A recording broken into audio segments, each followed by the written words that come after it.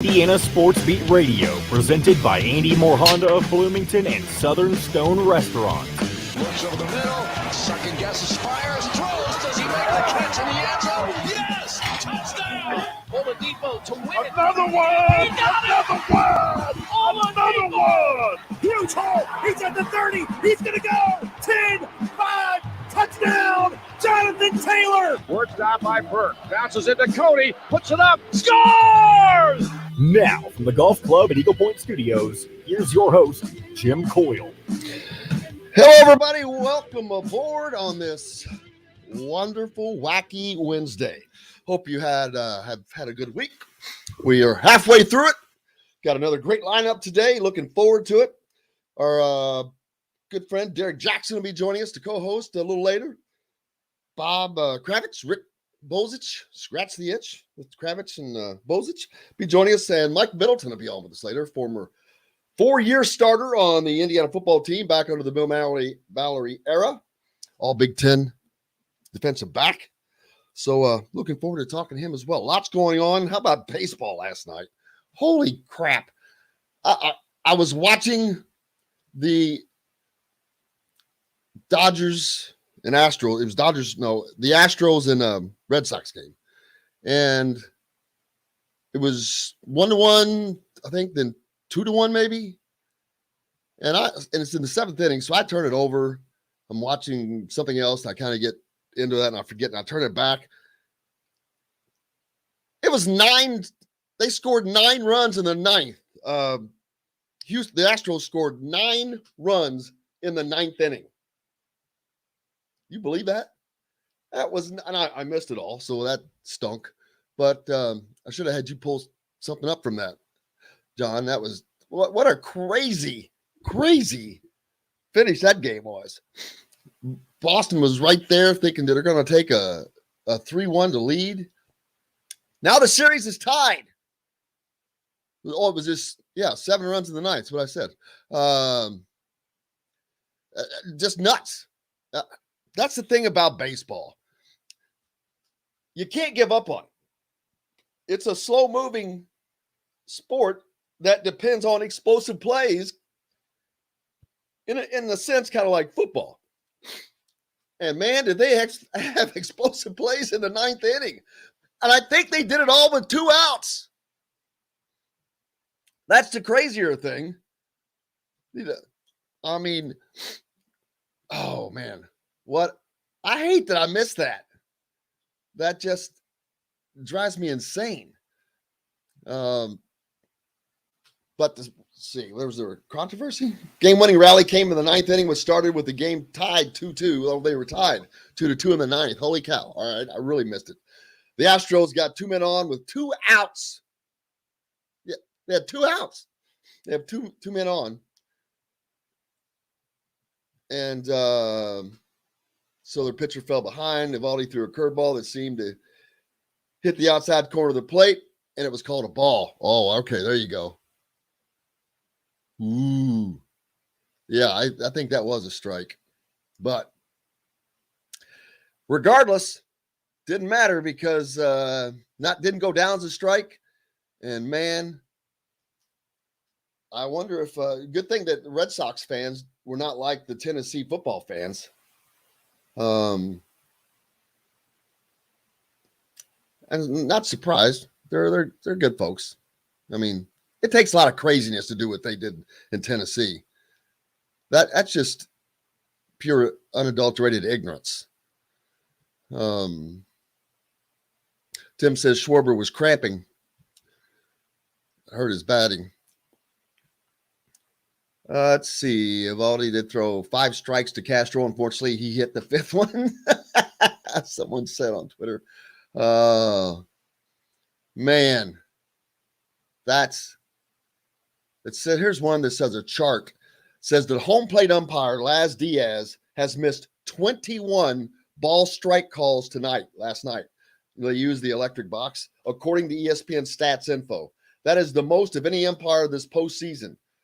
They have green dots in the corner, and the curveball that Evaldi threw is inside the strike box. There's another one So, yeah, they kind of got screwed. And that's a pretty neat chart to pull up and look at. But, man, there you go. Jacked off. Woo! All them runs. That's amazing. Sean says Ohio State sell ticket. StubHub now selling tickets below face. What? Ohio State sell ticket sell-off has started. StubHub now selling tickets below face value to a sold-out game. That is what a completely stagnant offense will get you. They must fix it and fast. Yeah, that is some truth, but I'm going to tell you, there's too many Indiana fans that look for a reason not to go. I have to believe that because last week in a tight game, I saw way too many people not going back into the game, hanging out, kids playing, guys standing around. I don't understand why they come. I really don't. Why don't they just go to a campground? Because it's kind of all they're doing is camping. But I guess they enjoy coming down and camping on Saturdays in Bloomington, which is cool, I guess, because they buy tickets. It'd be nice if they went to the games. But hello, everybody, for joining us. Appreciate you. Jumping up on the Andy Moore Honda hotline. I already mentioned Tim and Dwayne down south there in Evansville. 5 lefts. I like that. I don't have a real name. Bam. Where'd that name come from? 5 lefts. Give us that's too unique of a name. Need to know what that's about. Ross, how are you doing? Down in Kentucky. Happy birthday. Oh, my goodness. Jennifer, her 40th birthday. Did she post that? That's funny. Somebody should go put birthdays. There's another Evansville listener. Hey, and if you're in the Evansville area, you could also catch us on the ref down there, 97.7, each day at 1 p.m. If you miss us here, you can always catch us again. So, or if you're down around further, if you're a little east of there, the Marengo area, WBRO 89.9, make sure you catch us there as well. Hello, Pete. Donald, we have a lot of people for us, a lot of people from Georgia that listen. Force is in Georgia. Pete Donald's in Georgia. Somebody else is in Georgia. David, my man down in Orleans, how are you, sir? He's checking in on his break. We appreciate you. Promise you, all of you, so much. I hope you're all having a great day. Pete's up in Minnesota, but he's a Hoosier. I still don't know why he's up in Minnesota, man. That's just too damn cold for me. You're crazy, Pete. He's a crazy guy. 5 left said he got in a bar fight at Mars nightclub in Bloomington back in the 90s. I gave the guy 5 left hooks, and that was a wrap. That's the greatest story I'm going to hear today, baby. That is hilarious. I love that. See, that's why you have to ask the questions, John. You have to ask the questions. If you don't ask the questions, you don't get the answers. Yeah, you never know what kind of story you're going to get from people. So that's definitely, I'll take that advice. I tell every intern that all the time. I tell them 2 things. Introduce yourself to any and everybody you meet and ask the questions. You just have to ask. If you don't ask, you're not going to find out. Because that's a great story. Mars nightclub. All right. So I'm trying to remember where Mars nightclub was. There was a place called Hooligans. I don't know if that was what it turned into. Very possible. Oh, or was that the old Jake's?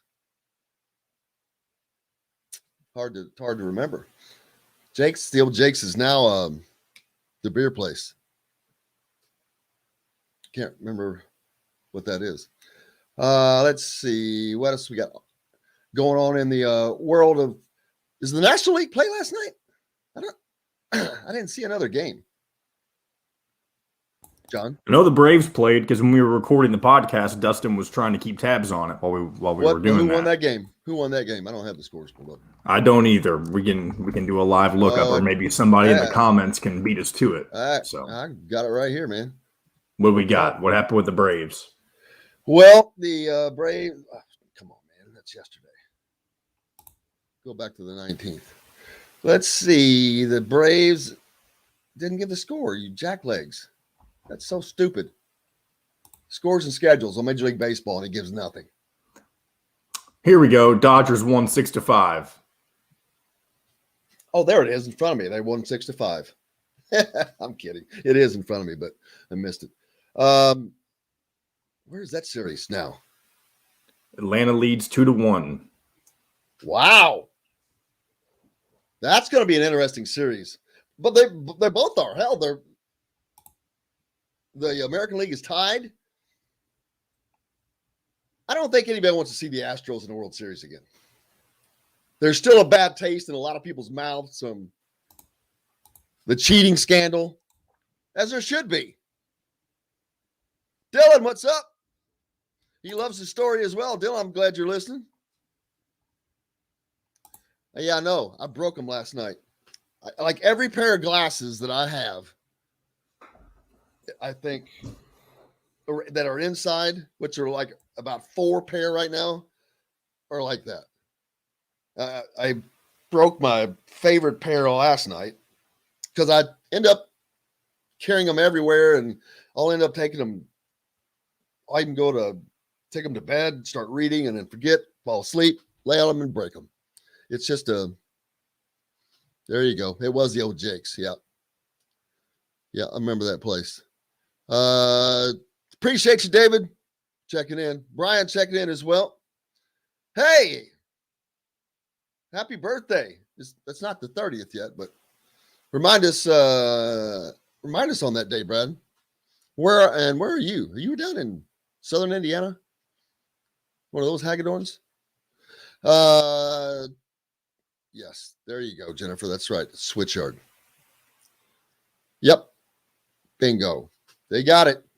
Throwing out some old names for the older Indiana graduates that were here in the 90s, late 80s. Mike Middleton is going to join us today when once Derrick gets with us. Mike is a former player, played a 4-year starter under Bill Mallory, was all Big Ten back in 92 out of Cincinnati, drafted by the Cowboys.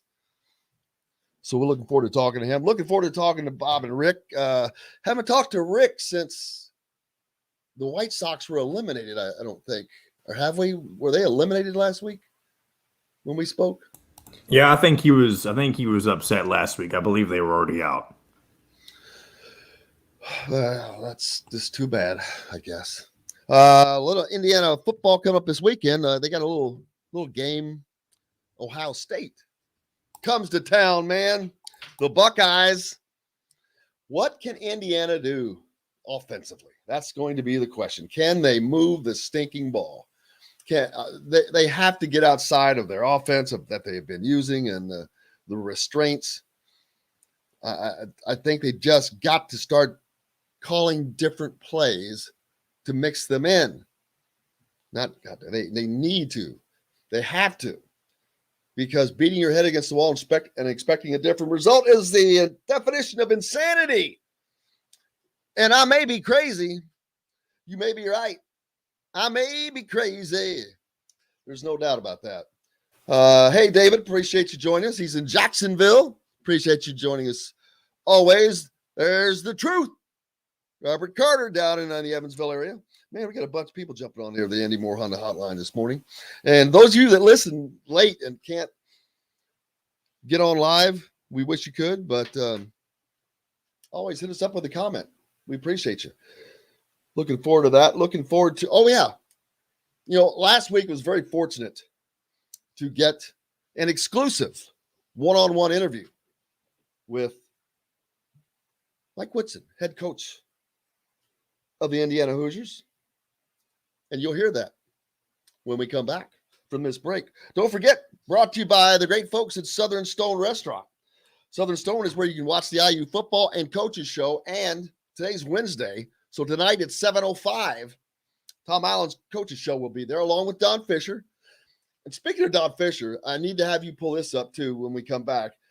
The video from Indiana softball, John, that they put out yesterday. There's Don Fisher. We'll have to have this again next Monday. Don Fisher is the king. Again, you can find that in the break. But Southern Stone Restaurant, whether it's a celebration or a relaxing night away from the kitchen, try something fresh and new. Southern Stone, man. They've got outdoor seating still because in the evening it's beautiful right now. I've been over there, and tonight is going to be beautiful. The food is incredible. Great service. The bartenders, it's a great, nice location, plenty of parking. It's at the corner of Patterson and Rogers. Southern Stone Restaurant. Make sure you head out. We got more coming up right after this. We'll be right back to the Golf Club at Eagle Point Studios for more Indiana Sports Beat Radio with Jim Coyle, presented by Andy Moore Honda of Bloomington and Southern Stone Restaurant. Whether it's a celebration or... My man Brian's in Lansing, Michigan. I love that we got all these people from all over the country. Originally from Indy. Well, cool, Brian. We appreciate you, man. Spread the news. Spread the news. Hey, and if you're hearing me now, if you're not following me on Twitter, I would appreciate it that you did at Jim Coyle, ISB. Give me a follow while we are waiting for Mike or Derrick will be joining us around 9:30.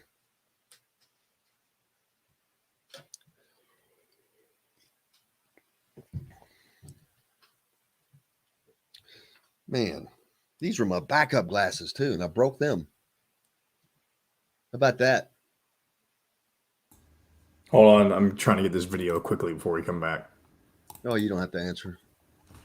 Oh, but you were talking to me. I was, but if you're busy, don't worry about it. Just do what I do. I'll ignore you if I'm busy. I don't feel like you do that very often, or I don't remember when you've done that. I don't. I said, but if I had to, I would just, you know what I'm saying? Yeah. All right, I think I've got it here.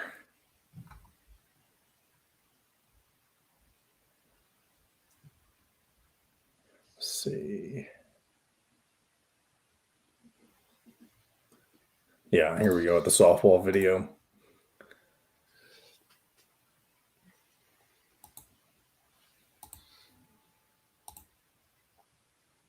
It's stupid. Now there's two of them, I think. I'm in a green. I have shirt. the one that is everybody hitting. You're in it. Don's in it. A bunch of people are in it. So I'm in it, fielding a ball. Yeah, fielding a ball. Yeah, I'm pretty sure. Yeah. How long does that last? It's only like a minute. It's like right? 30 seconds at the most. Yeah. Yeah, you got to look quick. They tried to get everybody in a quickie. Mm-hmm. Second video though. Second IU video in a week. How about that? Look at that. How about them apples? That we made it in. Yeah. If you guys didn't see it, the video they put out last week, great one from the Big Ten Media Days. Had a good shot of me and Rob Finnessy. And Trace Jackson Davis. Well, they didn't show me with Trace, I don't think. Did they? They panned over to you before they cut. Ah, cool. All right, here This we go. is cool. Coming back. Hoosier.com and sign up. It's free. You can also catch Indiana Sports Beat Radio there each day at your convenience, or you can find it any place you podcast or on this station each weekday. If we're not on the station where you live, we should be. Ask for Indiana Sports Beat Radio. This segment is brought to you by AAA Insurance. Now back to the Golf Club at Eagle Point Studios for more Indiana Sports Beat Radio with Jim Coyle, presented by Andy Moore Honda of Bloomington and Southern Stone Restaurant. Welcome back, and don't forget, man, if you listen to the show, especially all you guys are down there in the Evansville area, Southern Indiana, Southern Illinois, AAA Insurance, you all need it. We all need it. Support those who support us that bring this to you. AAA is one of those people, and they can insure you, whether it's home, life, auto, renters, whatever. 812-477-9966, 812-477-9966. Be insured by someone you know and someone who supports this show. Hey, welcome back. Appreciate everybody joining us. Jacob Eason got released by the Colts, man. He was once considered a potential starter, and he got released. Let's see. Forrest asks, who is going to be the starting quarterback? That's going to be Jack Tuttle. There's no question for that. No question at all. I think you will see more of Donovan and what he brings to that offense, Brian, because they have to. They have to do something to shake it up. We saw Purdue. Purdue used 3 quarterbacks, guys. 3. I don't know how the heck you do that, but Jeff Brom he made it work.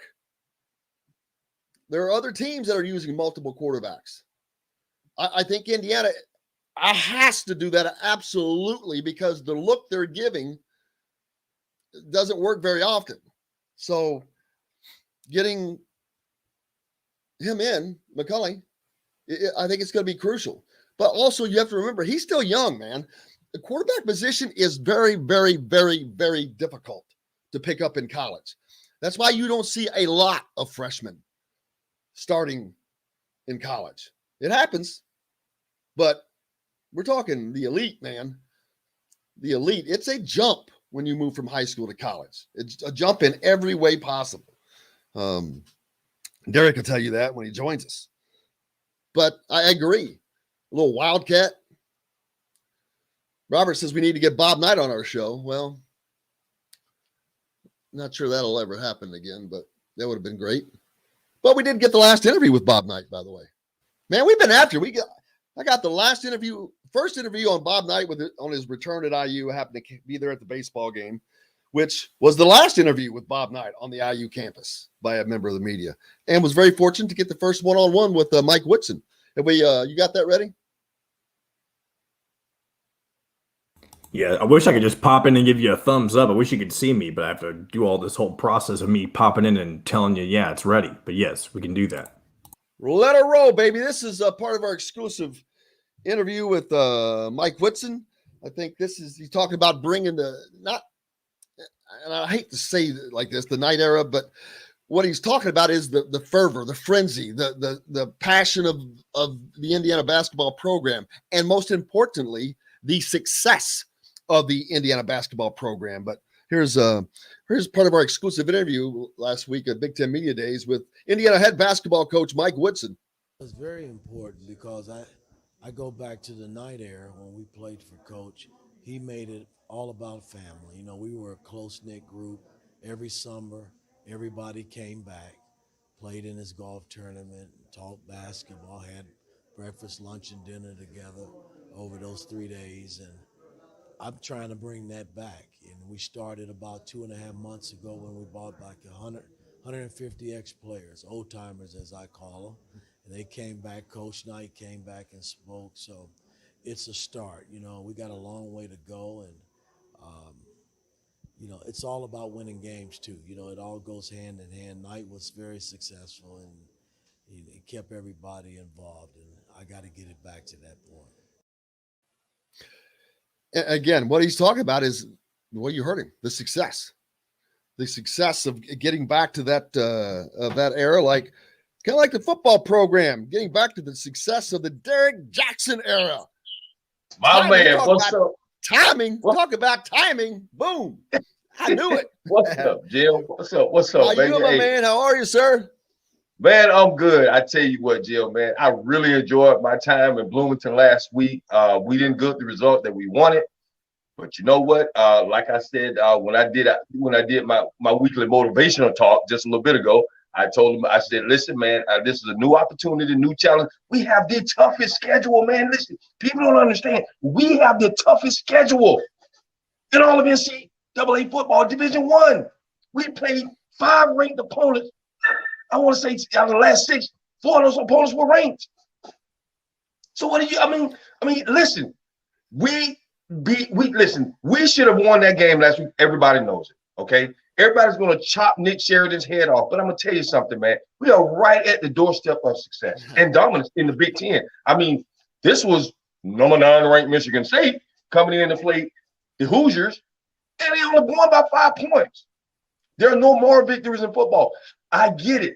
But you know what? We have the right coach.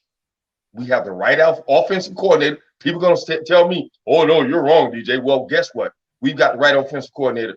We pull this out this week. We're right back to where we were with everyone's expectation. A win will supersede everything that has happened this season against the Buckeyes.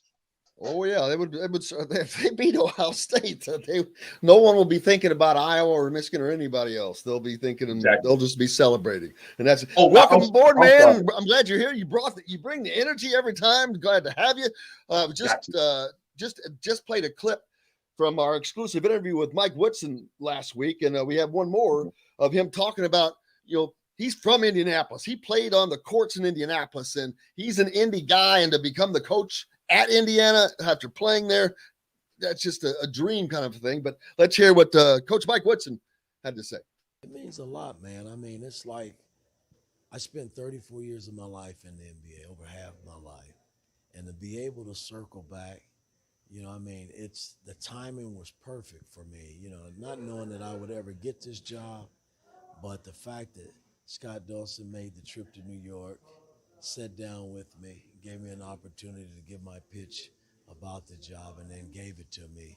It means a lot, man. I mean, I'm back here where I grew up, back here where I really got my start as a basketball player.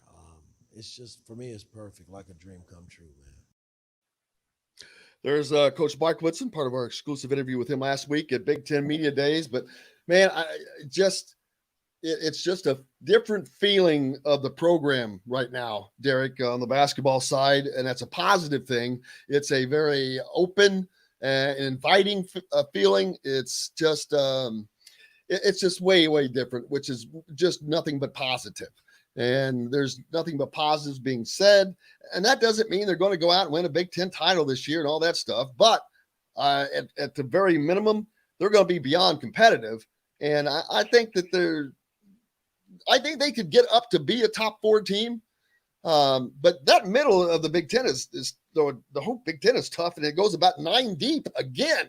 You've got Michigan and Purdue kind of at the top, those 2 teams with how they're pretty loaded. After that, you've got, I don't know, you could say Illinois, Maryland, Ohio State, Indiana. Am I missing anybody that I would throw in that group? But it's of good teams. I think there are a couple more that I'm not. Iowa, I don't know what they're going to be like. They lost Luka Garza, but it's going to be another Big Ten season, man. And it's a dogfight, whether it's football in the Big Ten East or basketball. It's always a dogfight in the Big Ten, and that's what's going to be again this year. Well, I think tradition is going to resurface this year. Mike Woodson, again, here we've got another head coach that's inserting energy and belief back into our basketball program. We are going to be reborn this season when it comes to basketball. Sure, are there going to be challenges? Absolutely, there are going to be challenges. And no head coach comes in and everything is smooth sailing. But Mike Woodson, like he said, the one thing about it, man, I think he said he spent 32 years of his life. I couldn't really hear the clip too well. Either up in New York or 32 years of his life or before he left in Indiana. But either way, he's from the area. He's bringing that back home feeling back to Indiana. And I think that we're going to see a lot of success from the basketball program this season. Oh, I agree. The talent is there. I mean, I'm not saying that they're not loaded with 5 stars, but you don't have to be. No, they've got enough. They've got talent, and I think they have coachable talent. And right. Mike Woodson knows what he's doing.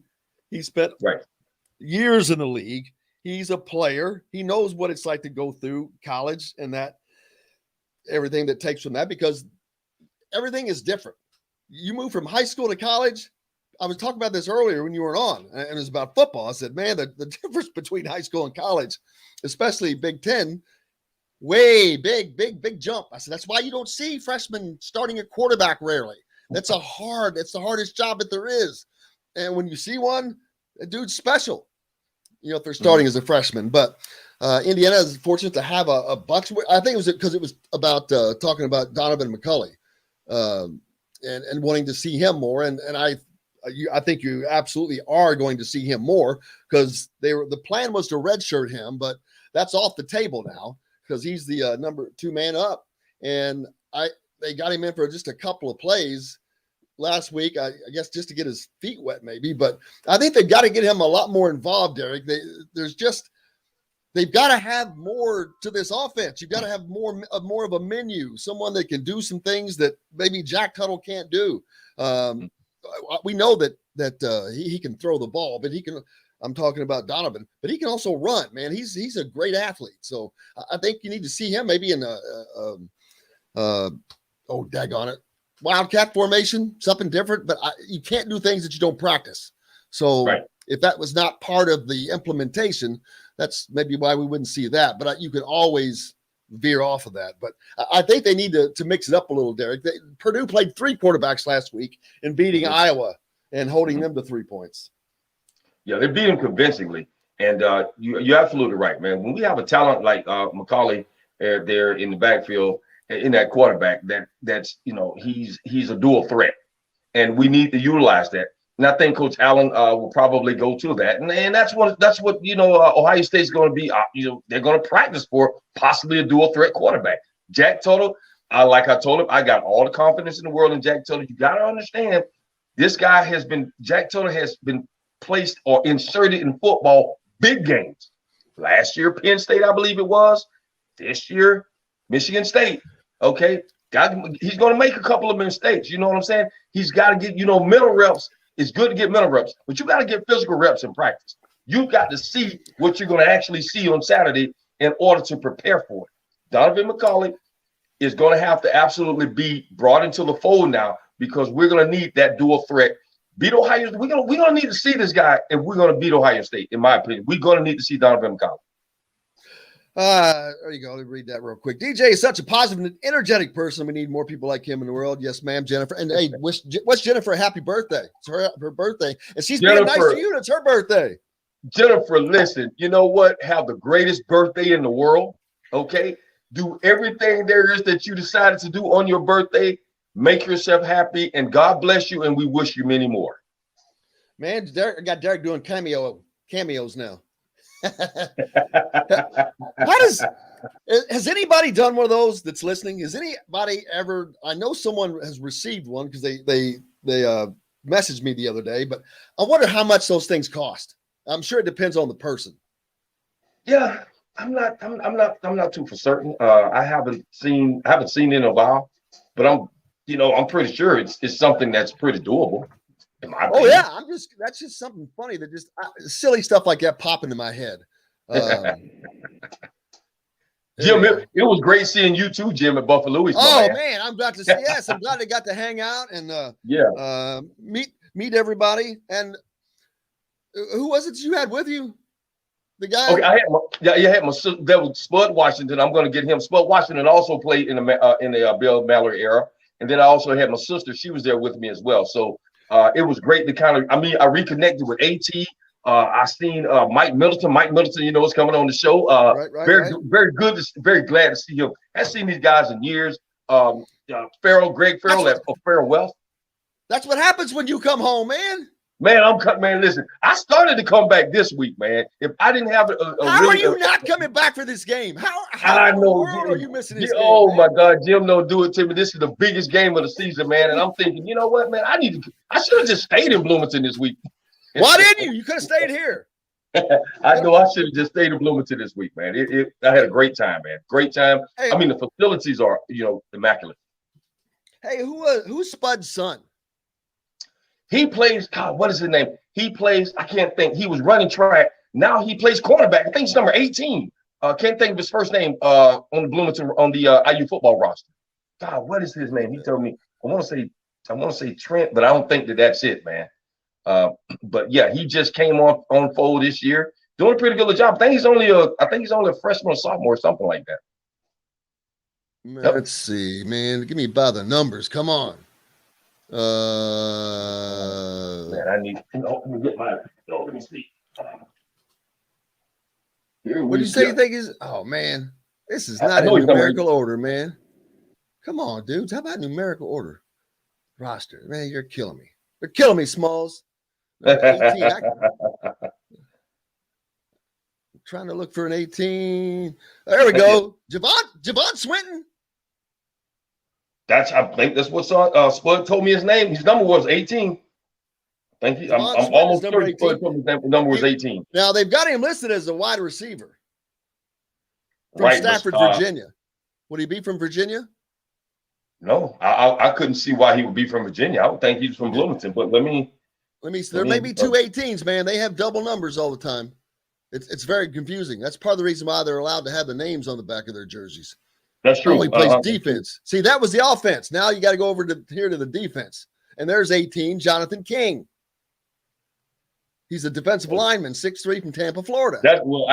Hey, listen, Spud ain't nowhere near 6'3", so I know his son is not that tall. We'll find out. We'll find out. Just curiosity, but absolutely. But yeah, great seeing you. Glad I got to, man. We had to make that happen. Long day, but looking forward. Now this Saturday, you're talking about, this is a night game, man. This is under the lights on ABC TV. Hey, we got to find out who's calling the game. I got to find out who's calling this game, and we'll have to try to. If it's Brock Heward, I hope we can get him on. Brock Heward did the game last week, and that was on FS1, so he wouldn't be on an ABC channel. Oh, no. He's moved over to Fox. That's right. He's with Gus. He's on the same one as Gus. Gus has not done an IU game for 2 years now, man. He was on with us. He did the Indiana-Ohio State game last year. Yeah. In Columbus. But, yeah, he was here 2 years ago, and also ran into a good friend of mine, Sean McDonough. So I wonder who's doing ABC's premier games. We got to take a break. Is that what you're telling me? Yep. All right. Let's do that. We'll be back with. Yes, hey, sir. Jim. Real quick, man. His name is Chase Washington, and he's number 34. I'm sorry, Chase Washington. He on the defense? We'll find that out when we get out. No, perfect. They got it. He said, he's a cornerback. He's Chase Washington, number 34 cornerback. That's him. Hey, don't forget our good friends at AAA Insurance. For all of you, and there's a lot of you I know that are listening down in the Evansville, southwest part of Indiana, southern Illinois. AAA Insurance. Give them a call, 812-477-9966, to support those who support us to bring this content to you, man. All right, we're back with more right after this. We'll be right back to the Golf Club at Eagle Point Studios for more Indiana Sports Beat Radio with Jim Coyle, presented by Andy Moore Honda of Bloomington and Southern Stone Restaurant. Hey, we all need insurance. Man, I wish they put these in numerical order. Hey, Jim. Hey, we're live there in Bloomington, right? Is there on the radio? Is there a station number? Because people are asking me what radio station are we on? Well, and if they're in Bloomington, they actually have to listen to it on YouTube. Okay.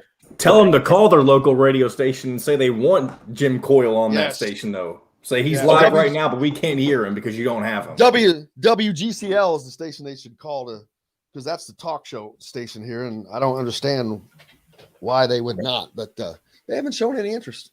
Shocks me. Okay. But yeah, tell them all to call WGCL and say, hey man, we'd love to listen to this live in Bloomington. Appreciate that. Blow it out.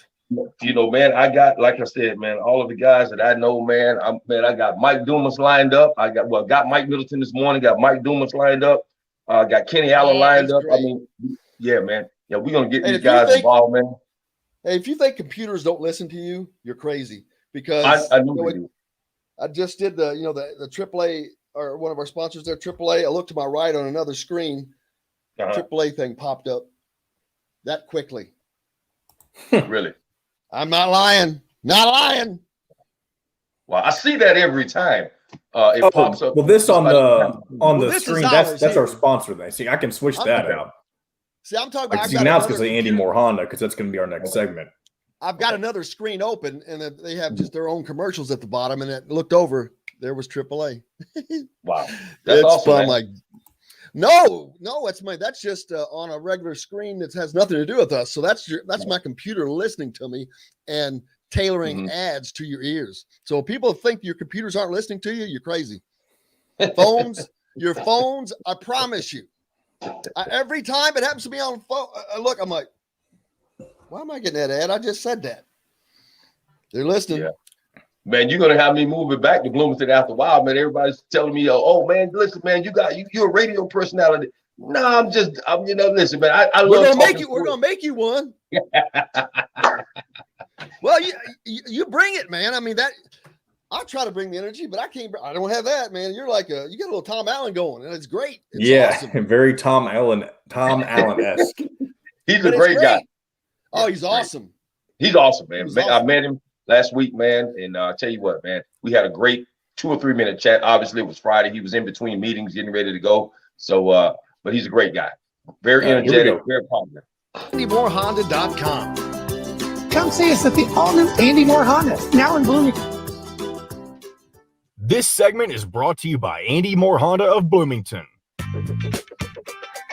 Now back to the Golf Club at Eagle Point Studios for more Indiana Sports Beat Radio with Jim Coyle, presented by Andy Moore Honda of Bloomington and Southern Stone Restaurant.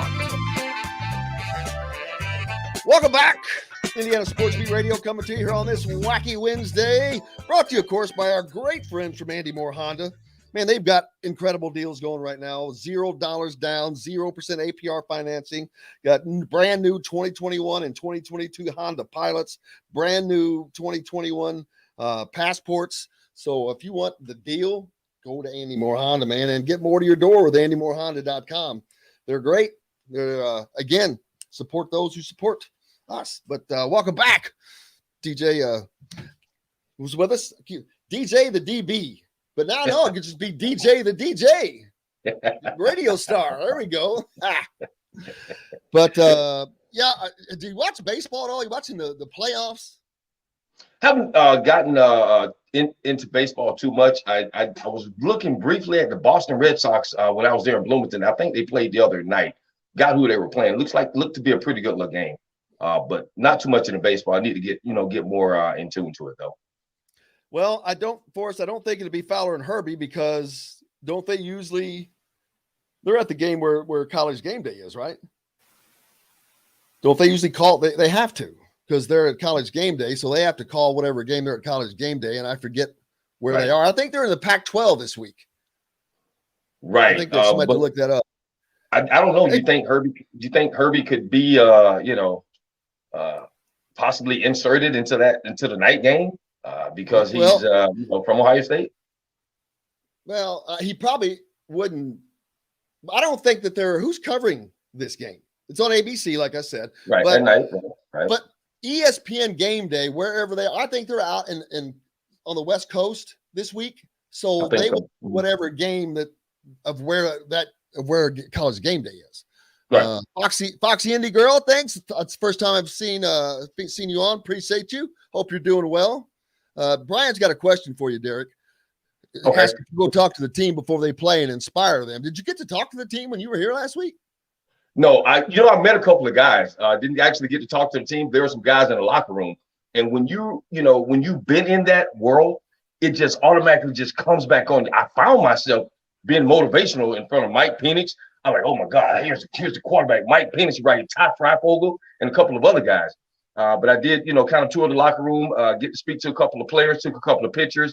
And I just told the guys, I say, listen, man, I mean, this team, it's not like this team can't be beat. It's not like we can't do it. Listen, man, we are on the doorstep of dominance, brother. And we got head coach Tom Allen as our head coach. And you know what? That sparked some energy into him. But I'm certain that those guys were, more than ready to go out and accept the challenge. And the defense, man, did a phenomenal job.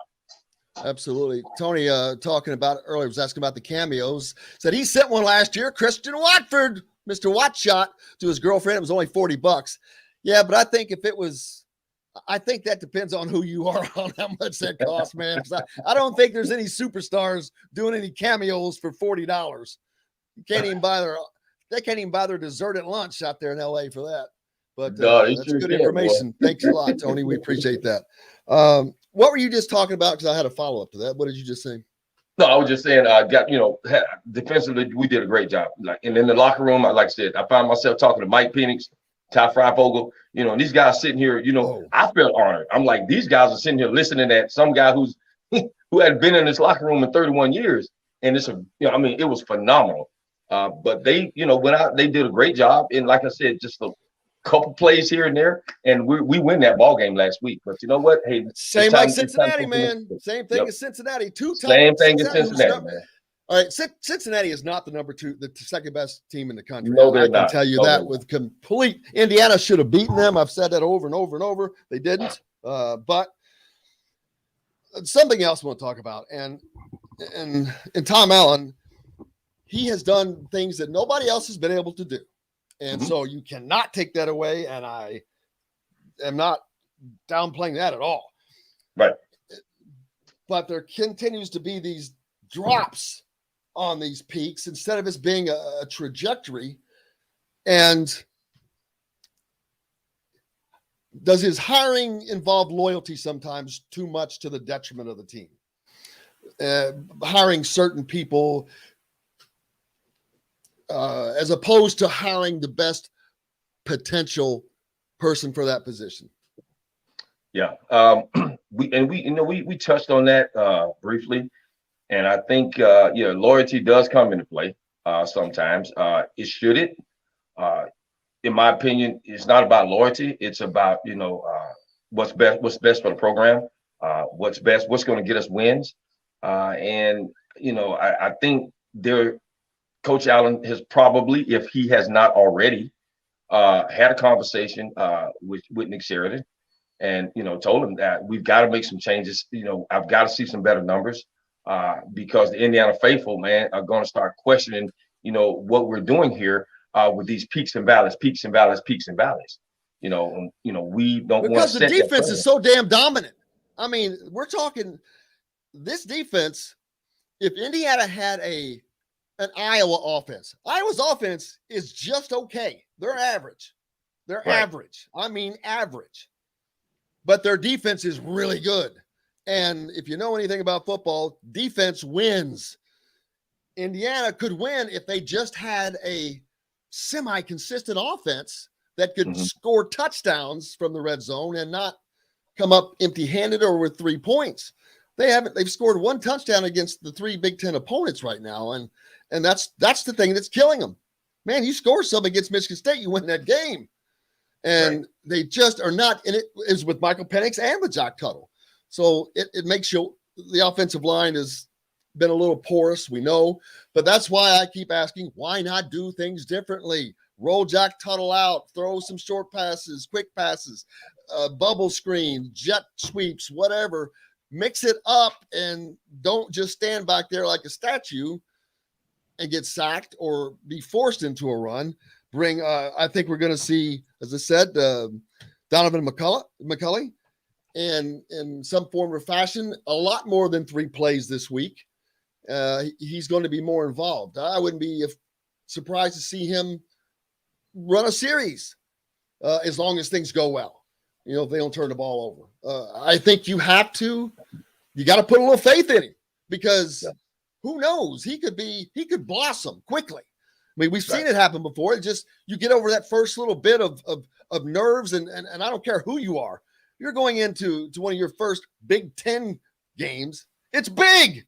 Yeah. It's big, man. And there's so much. And as a quarterback, there's so much going through your mind and on your shoulders. And all the eyes are on you. So it's a tough position to be in. But I think he's going to be in it and looking forward to it. I think that Ohio State, they're going to put the pressure on Jack or Donovan, whoever's in there. We're going to see some blitzing coming from the Ohio State defense. We need to get Hendershot back into the fold. I don't think we used him enough. I'm right there witnessing this. I mean, Hendershot's wide open in the end zone. And I'm like, Jack, what happened, man? This guy was right here. All you had to do was basically lob it to him. And it's 6 points, man. So I'm just, oh man, we're right there, and I think that involves a little bit more coaching. So I think Nick Sheridan has the right pieces. Yes, the offensive line is porous, so now we've got to tailor our game plan. We got to get the ball out of Tuttle's hands and into the right hands because they're coming after Tuttle this week. You can believe that. Yeah, and it's not just been the quarterbacks; it's been everybody. The offensive line has not. And even the receivers, Ty Freifogel, man, I don't know what's happening with him, man. He's just dropping some passes that last year he came down with about everything. He was just the man. He's got to get back to that. I haven't seen that ferocious attitude, man, that I hope he can come back around. And I think that they can, but everybody else is getting better. So you have to get better. You got to help the quarterback. They went to Iowa State and beat the crap out of them, man. That means they have grown. Minnesota is going to get better. They're going to come here. Maryland is going to get better. Yeah, they've got a great quarterback in Tunga Bailoa. He looks just like his daggone brother, man. Yeah. Tua and Rutgers is going to give you a fight. I mean, that should be an easy game, but they're going to give you a fight. They're going to continue to get better. They've got pride. They're going to play hard. So, and then you have to go to Michigan yet. Yep. And Michigan's much better this year. They're still undefeated to my knowledge. I haven't checked the standings, but I think they're still undefeated. I believe so. I believe you're right there. Haven't checked the standings on them as well. Michigan versus Michigan State next week is going to be a battle of 7-0s. They're both on bye weeks right now. Yep. Oh. Yeah. Oh, wow. Now you talk about there's a showdown. That's going to be a great showdown next week, man. Yep.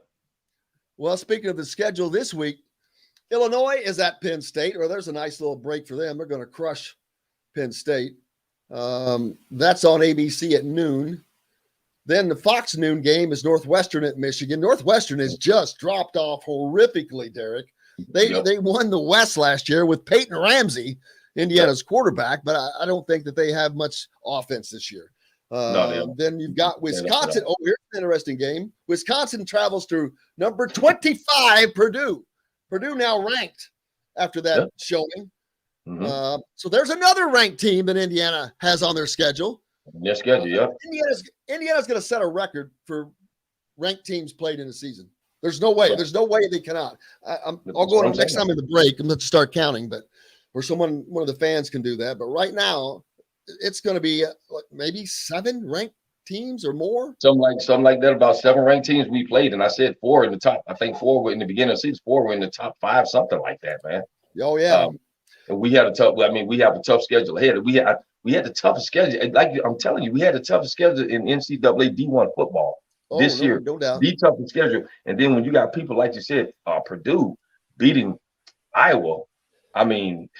But they've done that before. It was a couple of years ago. They knocked off Ohio State when Ohio State was going well. So they have that. They've had that capability, and that's something Indiana needs to find. But regardless of that, Maryland's in Minnesota.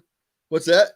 We're going to knock them off this week. I'm telling you. I'm just thinking about last year's game up there in the shoe. Now they come to us. Okay, man. Listen, we're going to knock these guys. If you are not bleeding cream and crimson right about now, if you're not super excited about this game right now, you're not a Hoosier fan. Okay, I'm ready to just literally come through the screen and get to the rock.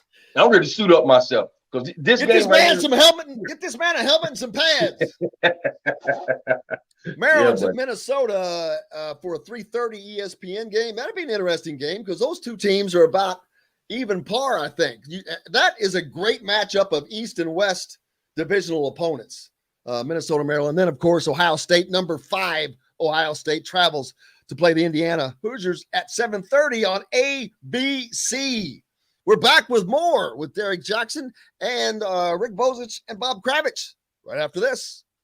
We'll be right back to the Golf Club at Eagle Point Studios for more Indiana Sports Beat Radio with Jim Coyle, presented by Andy Moore Honda of Bloomington and Southern Stone Restaurant. If you're in the market.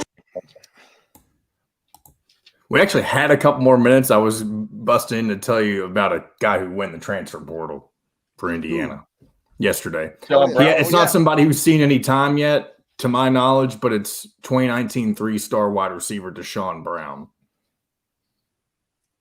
Wow. Wide receiver. He's in the transfer portal, Desean Brown. Is he a freshman? He must be a freshman. Class of 2019, he would be a sophomore right now. Junior. Well, right. He's got the extra years, so he's only played in 2 games. He redshirted as a true freshman, tore his ACL in 2020. Yeah, if we're winning, nobody wants to transfer. This whole transfer portal thing, that's another topic, man. I don't like it. But, hey, that's just, I guess it's the way college football is right now. Excuse me for 1 second, guys. I'll be right back.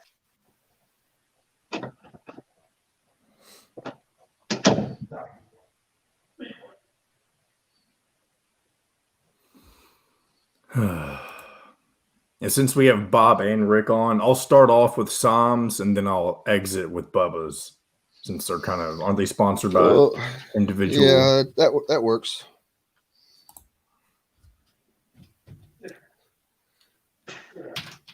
Reminds me of sending me a text to that dude right now.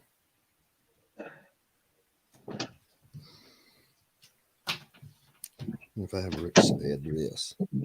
And then, Derrick, you may want to let Mike know that we may potentially bring him in at the end of this coming segment, since we'll have Bob and Rick on if he wants to. Yeah, you told me 10:20. You said 10:20, right? Yeah. Okay. Yeah, sometimes we go over a little bit with people, but that's okay. We'll bring him in as soon as we're about to roll out. It's no big deal. He'll pop in. I'll shoot him a text and tell him to pop in right at about 10:15, 10:20.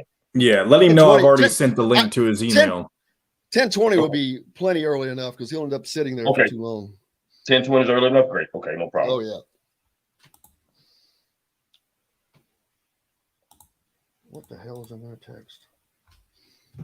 Gosh darn it. Man, I was going to text somebody something. And Bob and Rick will probably end up joining after we get started because we did break a little earlier than I anticipated, but it's no problem at all. Ale House in Carmel and on 86th Street in Indy have a long list of craft beers and all of the right foods to go with. Plan a day on the links at Eagle Point in Bloomington, then stay for dinner at Sam's Clubhouse. Sam's Restaurants, professionals in the art of food and drink. This segment is brought to you by Sam's Family of Restaurants. Fresh, local, family. Now back to the Golf Club at Eagle Point Studios for more Indiana Sports Beat Radio with Jim Coyle, presented by Andy Moore Honda of Bloomington and Southern Stone Restaurant. Welcome back, Indiana Sports Beat, Wacky Wednesday. Derrick Jackson with us, bringing the juice and the energy on this wacky day. Mike Middleton's going to join us later, Bob Kravitz and Rick Bozich as well, as soon as they jump on. Did you confirm that, John? There we go. There's Mike. So we'll just take Mike right now. Okay. What's going on, gentlemen? Mike, what's up, baby? What's going on, fellas? What's going on? How are we Mike doing Middleton today? from the pretty good, man. How are you? Man, I'm good. Just out here trying to get this airport situated here in Cincinnati. Here we got Bob Kravitz as well from The Athletic. Robert, how are you doing today? Good morning, gentlemen. How are you? What's up, wonderful. Bob? We've got Mike Middleton from the Bill Mallory area, along with Derrick Jackson sitting in as well. Very good. How are you doing, sir? I'm good. I had an interesting week. The stories won't appear for a little while, but I went out to, I think I mentioned to you, Putnamville Correctional Facility with the Indiana Pacers. They did an amazing program out there, and that story should appear early next week. And I went to Chicago for 2 days and hooked up with a guy who you might remember from Around the Horn, Jay Mariotti. One of the biggest names in sports journalism, and got into some real tough legal issues, and is basically fallen off the face of the earth since then. So I'm kind of doing a whatever happened to Jay story, which should be very interesting. That's wow. Yeah, that's looking forward to that. Bob's with The Athletic, so make sure you pick that up. I saw that on the Colts side, Jacob Eason released, a guy that was looked at potentially being Thank you. Appreciate it. Yes, it's amazing. For a while, he was going to be their starting quarterback. If you think back to preseason, when what's his name, Wentz got hurt, they were talking about him as winning the job, and he just never quite got it. Well, you can't question his arm strength. The guy he's got a howitzer for an arm, but he never quite grasped the offense. When they activated Hundley, for crying out loud, who, he's experienced, but all his experience is lousy experience. When they activated him, you knew Hundley was in trouble. And now apparently they like Ellinger better than Eason. So that was a blown 4th round draft choice as far as I'm concerned. A positive thing, Carson Wentz has looked a lot better. He's been fantastic. He had the game against Tennessee where he had the mobility of a desk, and he couldn't do very much. But since then, he's been great. I mean, this is the best he's ever played. This is better than he played in 2017 when he was on his way to an MVP season. And the thing, yeah, he misses some guys downfield who are open. There's no question, but he's thrown one interception all year. Last year, he led the league. I think he had 15 or so in 12 games. He's got one this year, and that was just kind of on a screwed up play where Jack Doyle got knocked down on his route by Aaron Donald, which happens to a lot of people, and it was easily intercepted by the linebacker. Not really Wentz's fault. So it's he's been great, and they look, this San Francisco game. This is the game. This is the game they got to win if they want to keep any hope of staying with the Tennessee Titans, who won a huge game the other night against Buffalo.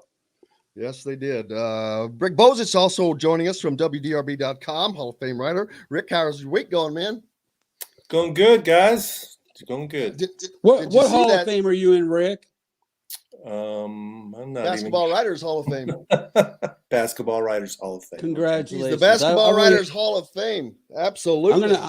I'm gonna get into like the Sidebar Hall of Fame in Camden, New Jersey, or something. That's my goal.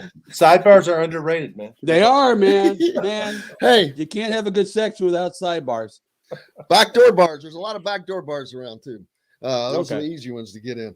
But last night in baseball, Rick, did you stay up to watch that Red Sox game? I turned it over in the 7th inning, and before I could turn it back, I'm like, are you kidding me? I missed a 9-run 9th inning. I missed all of that.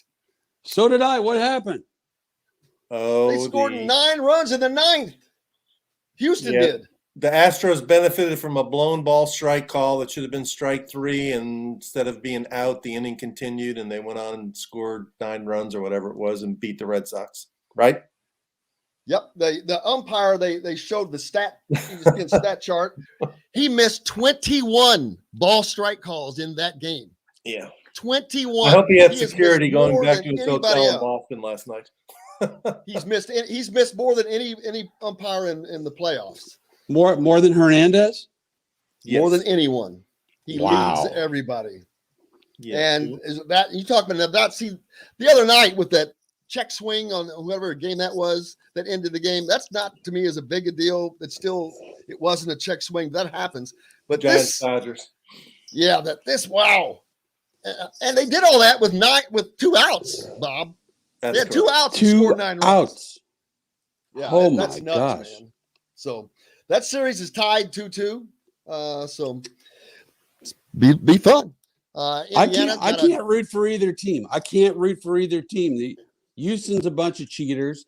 Boston's led by the guy who was a cheater, and Boston is located in Boston. I can't root for him. I have no rooting interest in this series. Well, then you can go against them. Sure, I guess they both can't lose. But no, that's I guess you got the Braves. Just got to pray for the home and the Braves, right?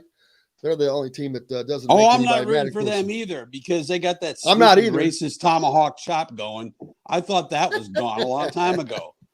And then you got the Dodgers. Then you're down to the Dodgers. Okay, I'm rooting for the Dodgers. Fine. Got the. You're wearing Dodger blue. Baseball. I am wearing Dodger blue because it's clean. There you go. Hey, Derrick Jackson's in with us again as well, from a former 4-year player for Bill Mallory at Indiana, of course. He's been sitting in with us all day. He brought the energy today, man. He's Mr. Caffeinated.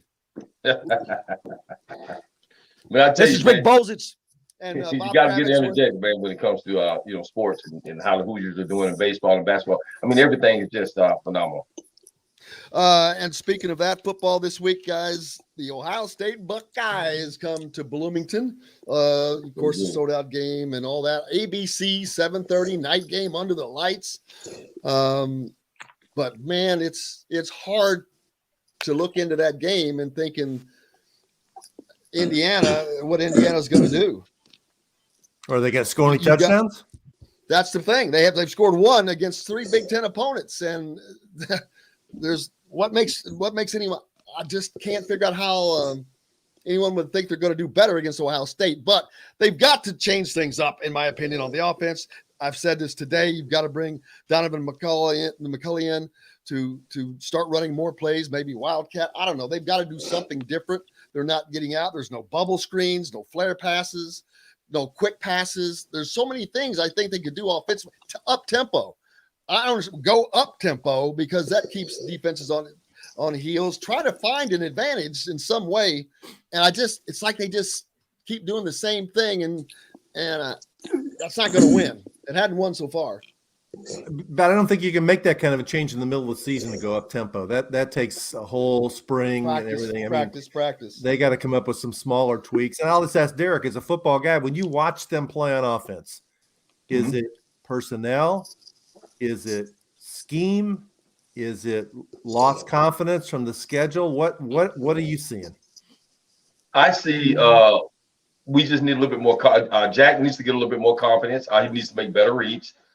We had a couple of plays called. If you noticed, I don't know if you were at the game, but I think during the third quarter, we had a 2 tight end set, and they were running 2 underneath routes. And Michigan State was in zone. Okay, so you got a linebacker, man. It's going to be sitting there just waiting for you to throw the ball, across the middle. And lo and behold, that's what he did when he had a running back out there in the flat that he could have tossed. Running back had nothing but green grass in front of him. He didn't make that read. And that's one play I know right there that we could have turned this whole football game around. Our receiving core has to do better with catching the football. So before everyone goes chopping Nick Sheridan's head off and talking about the play calling, I mean, we've got to, on Saturday, the coach can't be on the field with you. You've got to make those reads. I got all the confidence in the world in Jack Tiller, don't get me wrong, but the guy came in a big game, much like he did last year. So the guy's going to make some mistakes, especially if he's not getting those reps against big opponents, like he had been because Mike Penix was in. Now Penix is gone. Donovan McCulley is the number 2 man up. He's got to be ready. So I just think it's more of, the players too getting a little bit more confidence in themselves and, giving Nick Sheridan, this is Nick Sheridan's opportunity to show that, listen, hey, I'm the coach. I'm the OC. We can handle this week. Interesting. Bob? No, hey, you ought to have a podcast, Derrick. Oh, he's a part of the show, man. That's why he's on it. He's bringing the energy. I mean, I agree with everything you said. I was on the road during the IU game, but I caught bits and pieces of it, and it was painful, man. It was just painful. You think back to last year and putting up 490 something yards in the air against Ohio State, and this is just inept. And it's sad because they're playing good defense. I mean, they give up 15 or whatever, or 20 to Michigan State, and I think one of them was a pick six. So that's tough to swallow. Yeah, it's tough pill to swallow. Defensively, we've got to give our offense an opportunity. We've got our defense. They need a break. I mean, you can't. Pretty soon, you're going to have the wrong guys. No one deserves to get injured in a game. But our defense is our mainstay right now. We certainly don't want to keep these guys on the field so much until somebody gets hurt. And now we're suffering defensively. So offensively, the challenge this week is to step up and put points on the board. That's what I need to see this week from you guys. Points on the board. Red zone. Every 100%, those coaches put out those grades. We need to see 100% scoring in the red zone. And I'm not just talking about field goals. I'm talking about we need to come away with 7 each time we're in the red zone against Ohio State. We're at home, no excuse. We went up there last year, and they had us about, 28 points at half, and we came back. This week, Hoosiers, we need to see points on the board, and I got confidence in you that you will put those points on the board. I'm motivated Tom now. Allen prototype, man. There you go. I told him, I said, somebody get a helmet and pads for this man.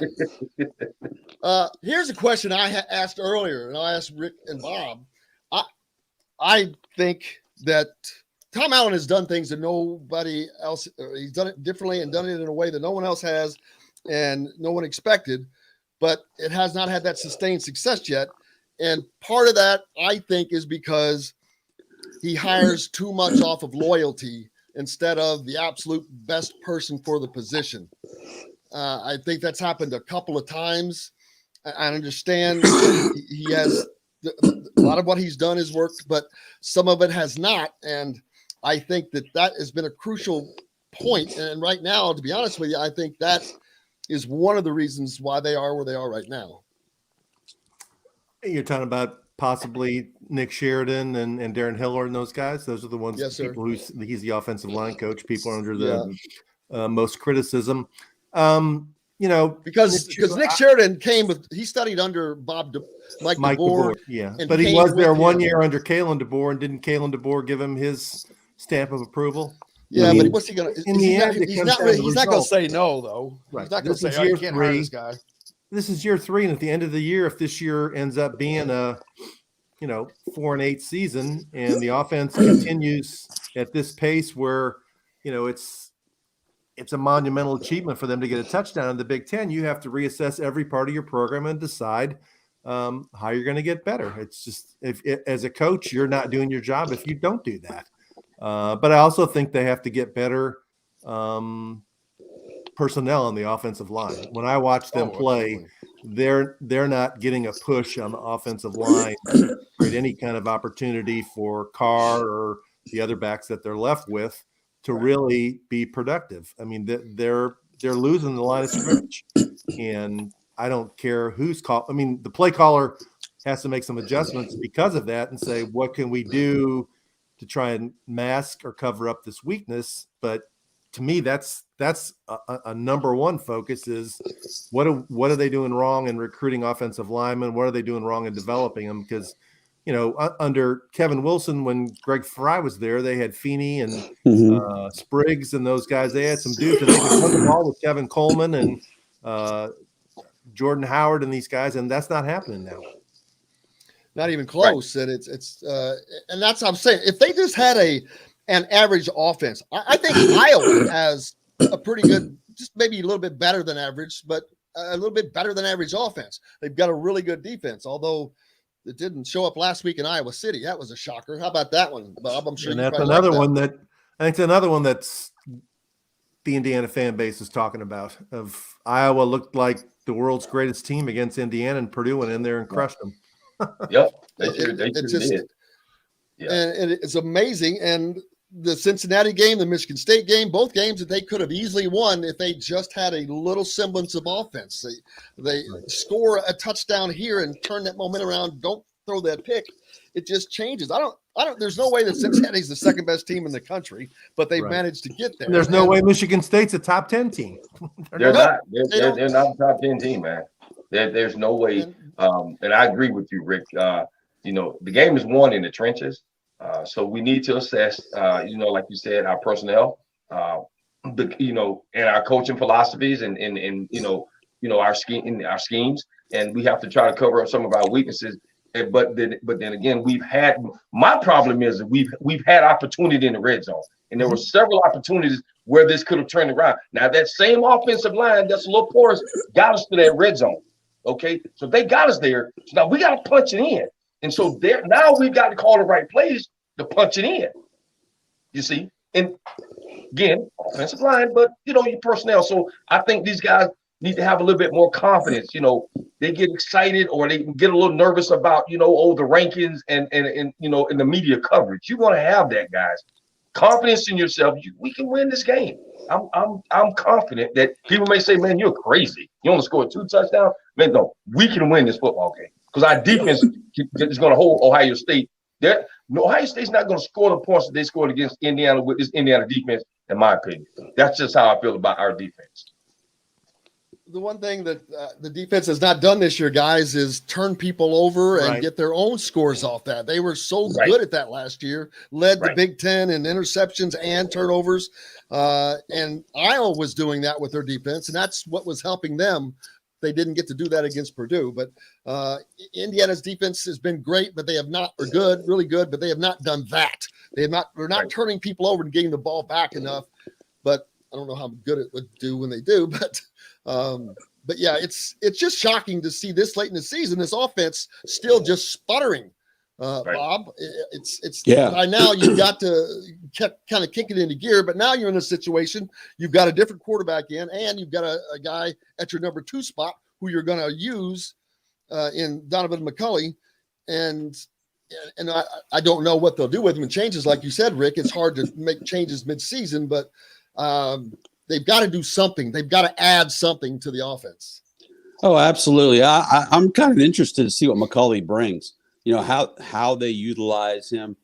You know, one thing that as you guys are talking, it occurred to me, and somebody brought this up to me, and it struck me that, you know, I think we all like Tom Allen a lot. I like Tom Allen a lot. I think he's the right guy for the job. He hasn't beaten a team with a better than 500 record yet. Not one? Oh, you mean this year? No, last year. How about last year? You think about the miracle season or whatever you want to call it. Didn't beat one team. Now, granted, it's not very often that Penn State's going to open the season. What were they, 0-4 or whatever it was? Right, or 0-5. 0-5. Yeah. Excuse my poor John. It keeps hitting the cough button on me. I feel terrible about that. You're good. But they, they got a lot of programs when they were really down last year. And look, I'm not diminishing what they accomplished. I'm just saying they haven't beaten. I don't believe you can double check this. I don't believe they've beaten a team with a better than 500 record under Tom Allen. I mean, That's like a Mage team. Yeah. If I'm wrong, just let me know. Well, don't worry. But I think that's don't worry. They You'll will. be Don't worry. They will. We'll have you run the steps at Memorial Stadium. Yeah. Well, CPR.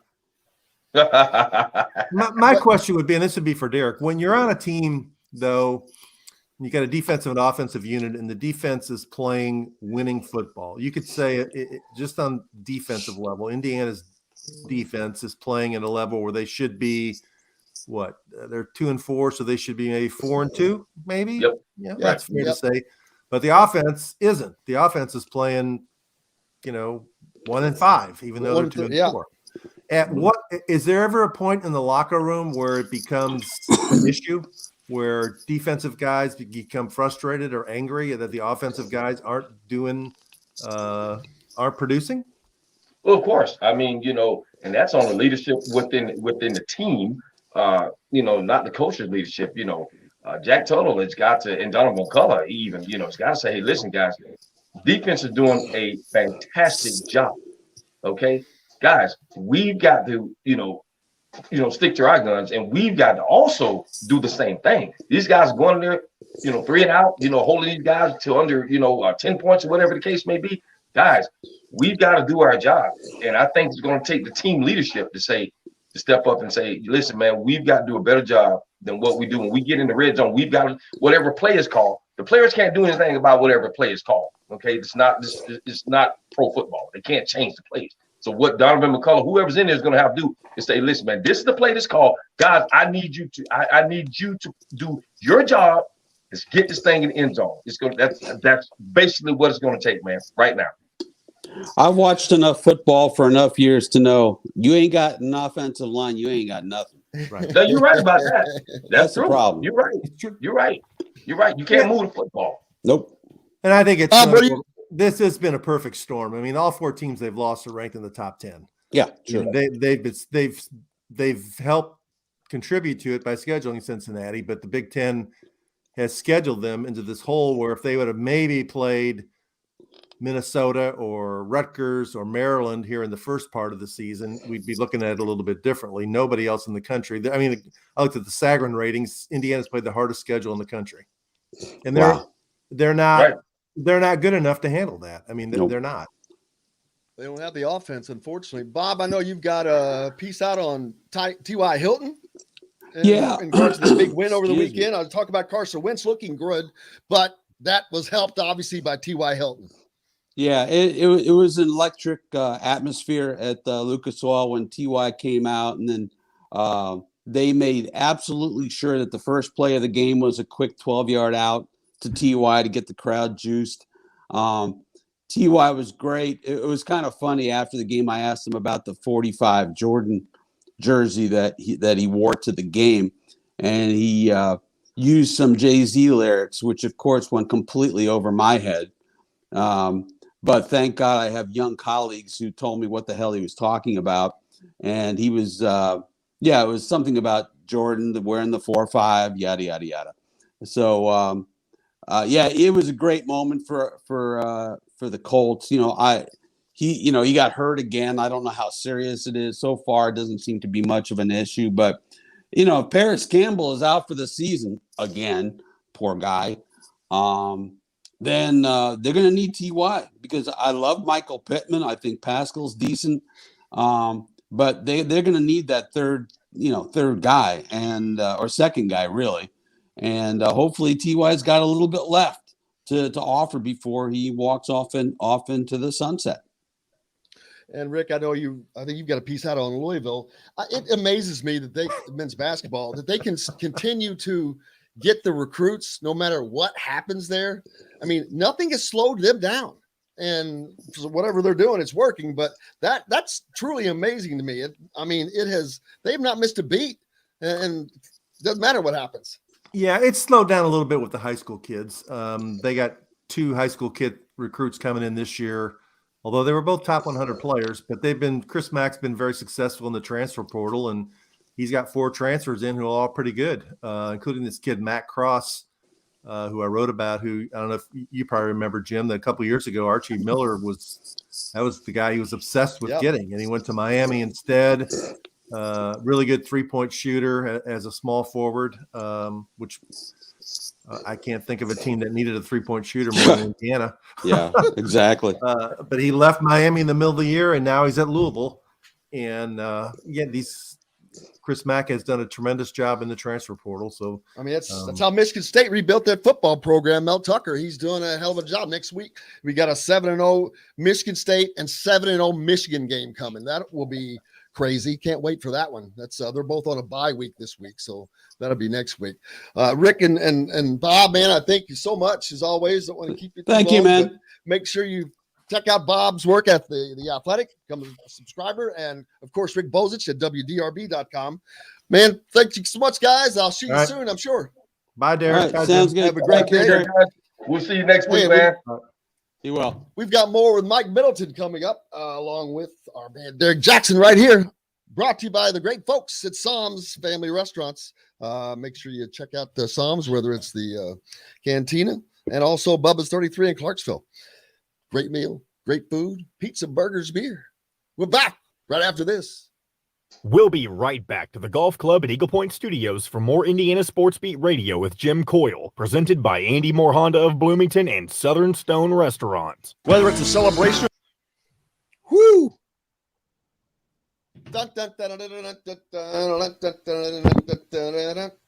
Man, that is exactly what that felt like when everybody came in at the same time. Who you telling, man? I'm sitting there on it. I was like, man, we about to do a segment with 5 people. And Mike, I didn't have your phone number on hand, so I had to call Derrick and tell him to get a hold of you. Yeah, it's not an issue. It was very entertaining. Very, very entertaining. Man, thank you so much for coming on, Mike. I appreciate you. I was in school when you played, actually. Man, listen, it's, coming down last week, for the first time in a few years. And you were at the game? Yeah, I was at the game.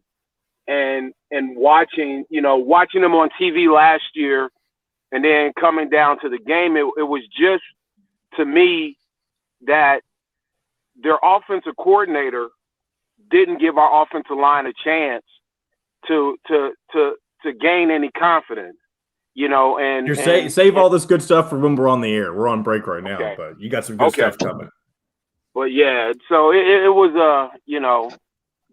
I had the whole family down and they love coming down, but it was interesting to see the juice on the field from watching them on TV versus being there in person.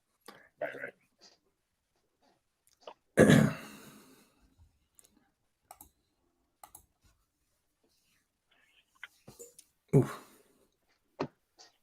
Yeah, man, I tell you, man, seeing those guys, man, and having an opportunity to be face to face with, man, my opinion, the best college head coach in college football today. The record might not reflect that, but I'm telling you, man, guys, we're right on the doorstep of dominance. And people don't understand that. Some people may look at it and say, hey, yeah, of course. I mean, any organization that, goes to the top, there are going to be challenges along the way. Mike, we had them when we played together. I mean, what I'm saying? I mean, you just got to remember when I signed with Coach Mallory, it's not like how you had just came from the Rose Bowl the year before. You know what I'm saying? It wasn't like that. So, then, we just kept getting better and better every year, and it helped when you got offensive linemen like Eric Moore, and Don Schrader and, and all those guys that we had, Jim Vargo, all those guys that we had back then, were great offensive linemen. But, just like the guy said, man, I mean, the game's won in the trenches. We can't advance the ball if we don't have an offensive line. All right, we got to come back in. I got one quick comment for you, Derrick. If you ever have a podcast, it needs to be called On the Doorstep of Dominance. You said that a lot today, and I think it's very fitting for you. Yeah, that's excellent. The Doorstep of Dominance. Yes, this segment is brought to you by Aurora Specialty Sleep Clinic. Now back to the Golf Club at Eagle Point Studios for more Indiana Sports Beat Radio with Jim Coyle, presented by Andy Moore Honda of Bloomington and Southern Stone Restaurant. Welcome back. It's Wacky Wednesday, man. It's been a fun one. Hope you're having a great time because we have had that. Derrick Jackson sitting in, and brought Mike Middleton with us. Another name that you guys might remember. If you don't, man, you weren't paying attention because he was all over the field. I remember. Mike Middleton, how you doing, man? It's been I've never had the opportunity to meet you, but I've told Derrick, two of my roommates at IU, Jim Sams and Vince Fisher. Okay. You don't remember them? Either of them? You remember either of them? Yeah, I remember Jim. Yeah. Jim. I guess he must have stopped playing maybe in '88. My freshman year. And then Vince was a GA, so he had also stopped playing. So there may be he was a GA then, though, in '89 and '90. Yep. For sure. Yeah. But yeah, he was Vince. Vince was 6'3", 300, and he was a 4-time state champion wrestler in Illinois, heavyweight. Yep. Freshman, sophomore, junior, senior. And one day these brand new apartments, all right, they're on Grant, and there was just a brand new 8-unit complex, but it was brand new. And, Sam's is 6'2", 245, and here I'm 6'1", 185. Flea. And one day we're standing in the front room, arguing, not really seriously arguing, because I would never argue with those guys. They'd kill me. But we were arguing about something, and Vince just said, he gives me like a little chicken wing flick and knocked me into the wall. And it put a hole in the wall, and just a big old gigantic egg shape. And all he did was just give me a little flip. And then he said, and you're paying for that.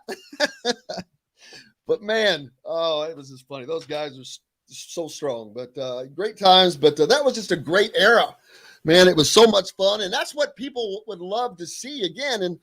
And these bowl games the last couple of years has given a hint of that. Not getting the win in those has really hurt, but this season is one that has really not been going the way we'd like. I know Hoosier fans would like it to see, but it can still turn around, and that's the thing. But Mike, I'm sure you said you're at last week's game. Are you coming to this week's game? No, we won't. We end our season on our game got pushed back. Our high school game got pushed back to Saturday, and won't have the opportunity to make it down there for the game. I would love to come down, but going to be watching it on TV this weekend. Now, where are you coaching? Who you coach for? I coach for Winton Woods High School in Cincinnati. I have not heard of that, but that's because I'm used to hearing of Elder or Moeller. Or teams that we in the past have played and beaten. It's funny. Our running back from 2 years ago was the starting running back at Ohio State until he got hurt. Myron Williams. He played for me. Yeah, so it's I'm looking forward to it. I always look forward to that game. I know when I was in college, that was it for the guys from Ohio, either because they didn't get recruited to Ohio State, or they just wanted to beat Ohio State. And, you know, during the time that, you know, I was there, we had the opportunity to beat them. We tied one year, you know, and it's coming back, you know, and dealing with, you know, guys that, you know, went to Ohio State, being able to have that bragging right is always a good thing. Mm-hmm. Oh, absolutely. Not only that, they could use the jump start, because what that would do for the season would be unbelievable. Right. It would because they've got 6 games left. Indiana has 6 games left. It's just mathematics. They have to win 4 of those to become bowl eligible. So you win a game you're not supposed to win, man, that gives you a little breathing room, because right now their backs are against the wall, because you start counting games, you look at them and you're like, all right, you got Ohio State, you got to go to Michigan. You got Maryland, Rutgers, Minnesota, and Purdue. Those are 4 games that you should be able to win. But Purdue's looking good, obviously a lot better last week with an upset win over Iowa. Maryland is looking better, as I said in the last segment. Rutgers is trying, but they're still Rutgers. And Minnesota is going to, but at least that game's at home. But everybody's getting better. And so you have to get better as well. And the offense has kind of been stymied a bit with the quarterback change, and even there wasn't a lot of production before that. But what have you seen, Mike Middleton, is the reason for that? What is the big things that jumped out to you? Well, the biggest thing is that, you know, a guy that if he'd applied for the draft last year, he would have been, you know, maybe, you know, a 4th round draft pick, maybe 3rd. And this guy, from everything that I've been hearing in the past, you know, wouldn't drop a pass in practice if they were just throwing the ball around. And I've seen him drop more passes this year, you know, the UC game, than, you know, I've ever heard of him dropping it. So for me, as, you know, as a high school coach, things that we talk about with our kids to get to that level is your concentration, your focus on the little things. And I think that more than anything, especially watching them this week, is that a little of the focus has been gone. They've had some key defensive guys miss games because of, you know, hits and things like that. And depending on the defense, well, you know, the defense can only do so much. And in the last segment, I heard you ask Derrick about, you know, do guys get frustrated? They do. The key is the leadership, gathering them together and understanding you have to win the game in all 3 phases. You can't depend on one, because everybody's not going to be clicking at the same time. So special teams has to do their part, the defense has to do their part, and evidently the offense has to do their part. Right now we're struggling. We don't have our all-world quarterback playing now. We have another guy in, and it's the next guy up. But everybody else that has been playing, that hasn't been out, that hasn't been lost to injury, they don't have to play a Superman game, but they have to play their best version of their game. And I think that's where on the outside we're having issues. And I don't think that we're leaning on that offensive line enough in the running game. I think we get out and we, you know, because, you know, we throw the pick 6 last week and we're up 3-0. Now we're down 7-3. We start trying to throw the ball versus get into that 21 personnel, the 2 tight ends and the 1 running back, and let's see if that, you know, Michigan State's quarterback, I think it was 27, linebacker 27. He's probably as big as my son, and my son plays free safety. Let's run the ball at this guy. Let's see if they can stand up and build some confidence, especially when you're on your side of the 50. I thought a lot this week. We played behind the sticks. We didn't play on schedule. And once we got behind, it was throw. And now, as a defensive guy, you know, I'm sitting back and all I'm doing is going for the ball. I'm not even worried about what you're doing. I'm just being a ball hawk at that point. Right. That sounds like a coach talking to us right there. Dead up, straight on. He's spot on. Mike, any aspirations for college coaching to move up, or are you happy staying where you are? And for me, I've always, told our kids that, this is where my purpose is at in life. Not my job, but dealing with them here before it becomes an absolute business. I think at the college level, at the pro level, is such a business, and your money is tied to it. And I think people do things, because of that. For me, this year, it's my son's senior year. I literally came back to coach and I volunteered. I'm volunteering my time. So I love it at the high school level. I think that the kids at that point, they're in the midst of either, seeing their dream come to fruition, or that point of learning what they're actually, what is my goal? What do I really want to do? And I enjoy that aspect of it,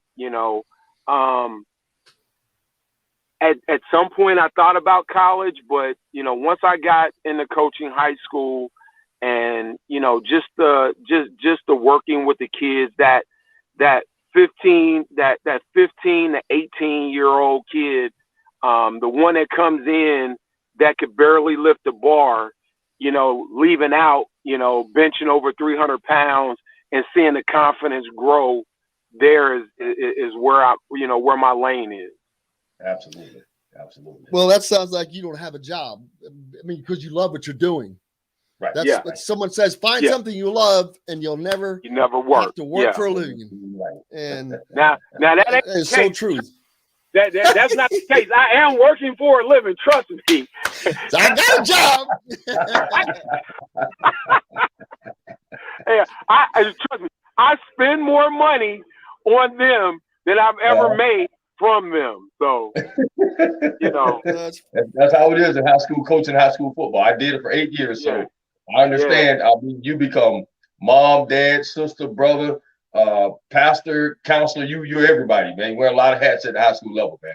Man, listen to me. I got another kid has been living with us for 2 years because of just issues.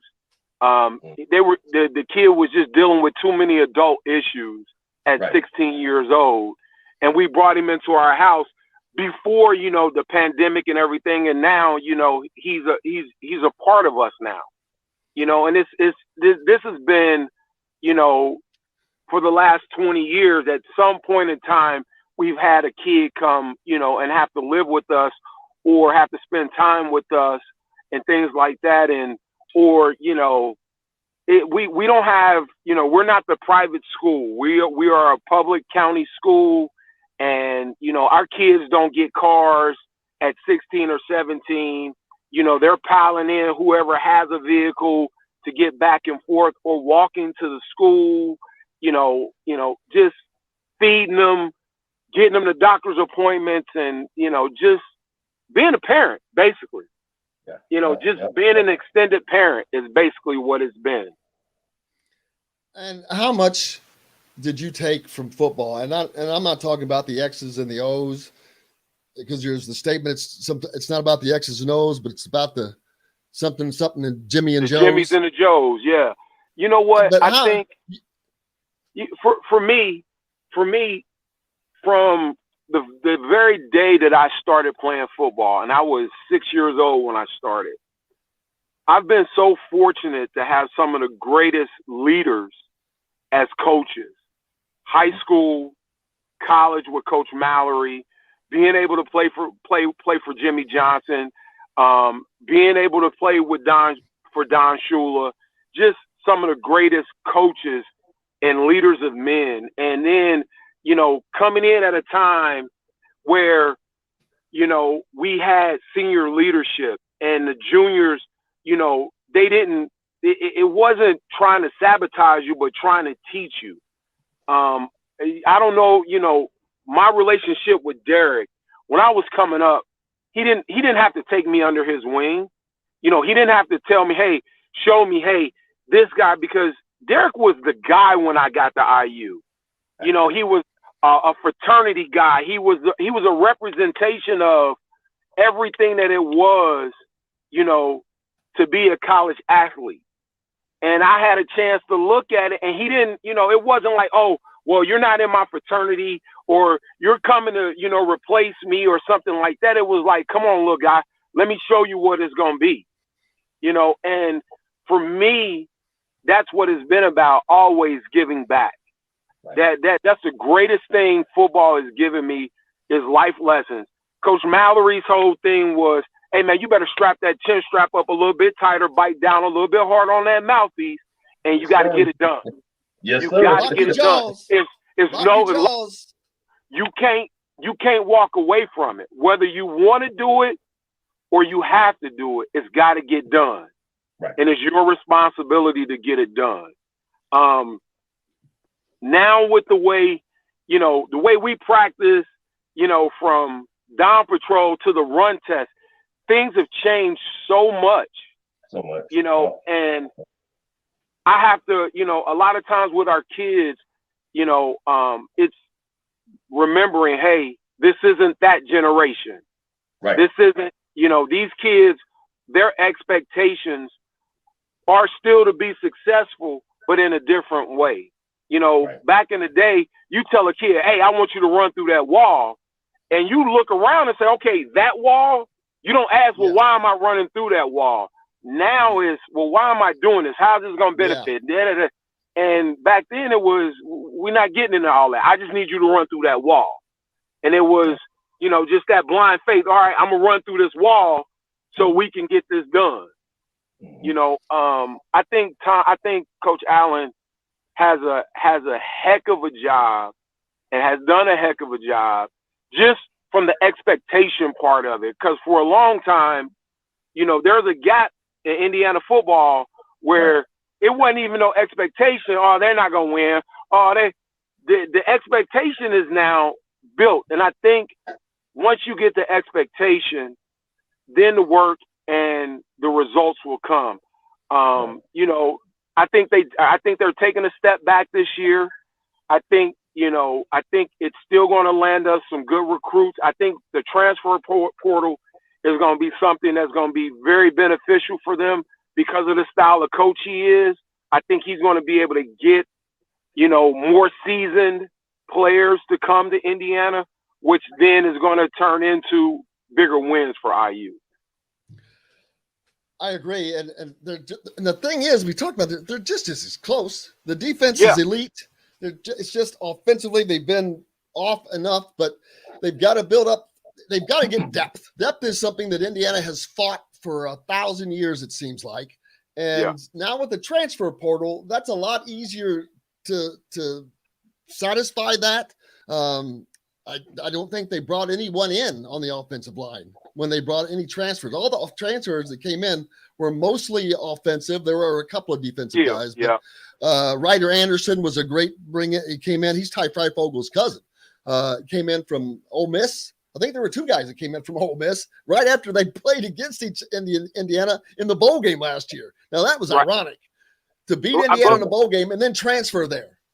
But see, again, for these kids now, it's for these young men now, the transfer portal, okay, I've seen it. I've seen what their program is. It was something about IU. Like I said, I fell in love with the school on a Wednesday driving down. Driving down, coming through Brown County, before I even got to really meet with Coach Mallory, I had decided back then, on that ride up with my parents, like, hey, this is where I want to be at. And it's something about Coach Allen that I believe that will attract those guys to come here.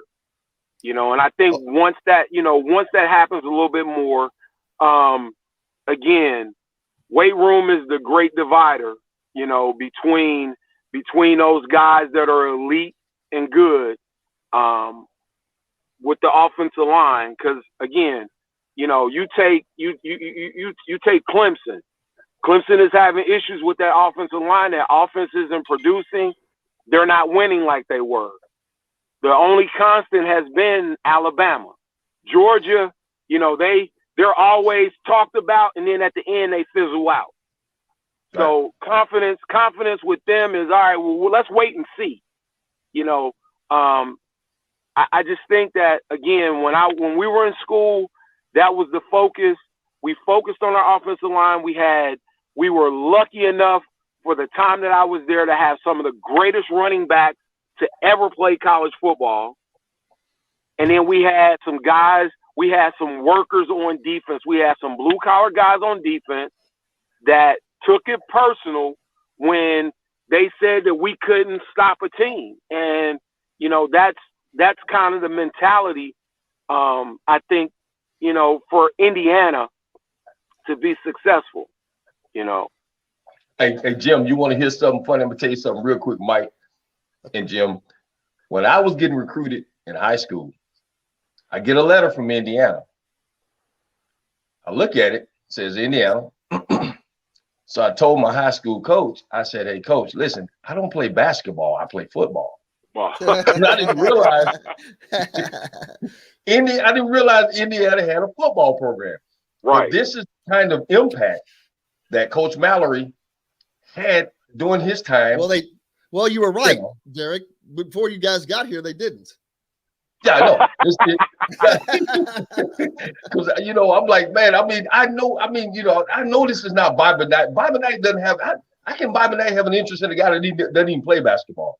But and talking about, fast forward now, he has that same kind of impact. So that's why I'm telling you, and that's why Mike said they've got the right guys in that program to win football games. I'm telling you right now, because Coach Mallory, listen again. When I got there, IU hadn't been to a bowl game. Next year, 4 years in a row. And then you go into a place like a hostile recruiting environment like Ohio, up there where Mike Middleton from. You don't get those guys that easily from Ohio like you do from anywhere else, man. They go to Ohio State. That's where they go. John, we got to take a quick break, guys. I ran us too long. We'll be right back talking with Mike Middleton, former DB for the Hoosiers, and our good friend, DB. We're back with more right after this, brought to you by the great folks from Aurora Specialty Sleep Clinic. If you are someone has trouble sleeping or snoring, make sure you reach out to our friends at Aurora. Former IU basketball player and dentist Steve Green invented this. He's in business with Brian Evans, another former basketball player. They're located in Indianapolis at 4745 Statesman Drive in Indy, or just get on them, aurorasleep.com. That's ARORA sleep.com. It works. I use it, and I'm telling you, it's like a teeth whitening deal you put in your mouth, and it puts a certain sensor and it alleviates the snoring. It's unbelievable. But give them a call and check it out. Especially, again, support those who support bringing guys like Derrick and Mike on the show. We're back with more right after this. We'll be right back to the Golf Club at Eagle Point Studios for more Indiana Sports Beat Radio with Jim Coyle, presented by Andy Moore Honda of Bloomington and Southern Stone Restaurant. Whether it's a celebration. We'll have about 5 minutes when we come back. Hey guys.